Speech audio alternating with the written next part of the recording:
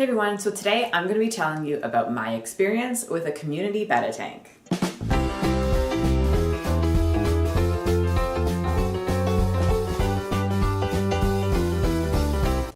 I did have a very terrible, horrible story with my community tank, which I filmed in a separate video about the illness that murdered my entire fish tank.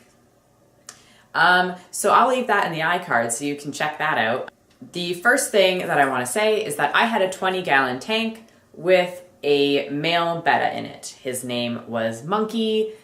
Now, when I had him, he loved to stay in his little betta log, and he was generally a pretty chill fish, so I decided that it was okay to have a community tank. So I decided that I would take it on. Now, I decided to get guppies. Guppies were my choice to start my community tank because a lot of the fish keepers that I watched that had community tanks, they had guppies. Now, when I first put the guppies in, Monkey was kind of interested in them, but for the most part, he left them alone, unless they went over to his log, and in that case, he would flare and just kind of like jut out a little bit to just kind of like intimidate them, but he would never physically harm them. Now, one of my dream fish was always a neon tetra, but I wasn't really necessarily ready to take on a neon tetra because of neon tetra disease, so I decided to try Cardinal Tetras because they look pretty much the same. Everything was going very magically, and they didn't fight, no one got nipped, and it was great. The Cardinal Tetra kept to themselves, the guppies kept to themselves, and Monkey kept to himself. So pretty much everyone kind of segregated,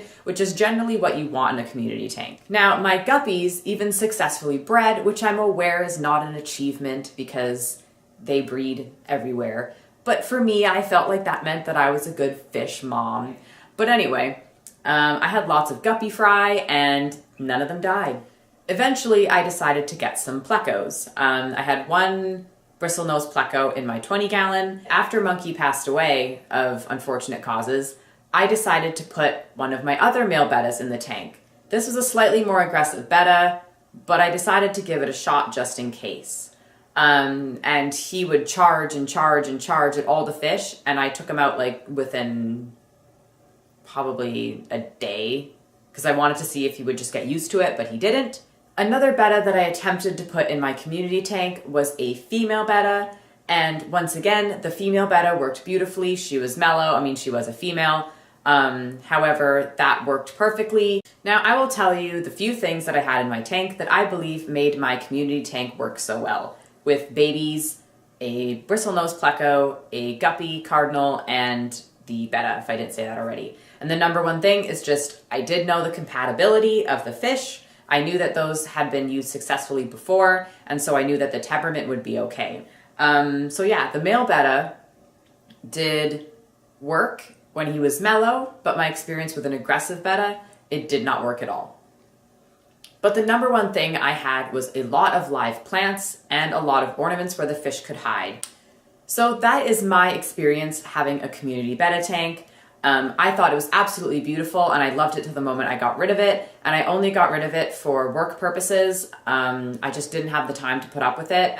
I do miss it, but I know that I'm not ready to take it on again, but one day I will definitely give it another shot. So hopefully that just hearing a personal experience of a community tank was a little helpful. I did upload a video just recently of betta roommates, and so I'm going to put that in the iCards as well and on the end screen so that you can watch that if you want to learn a little bit more about what to consider when it comes to picking tank mates for your betta.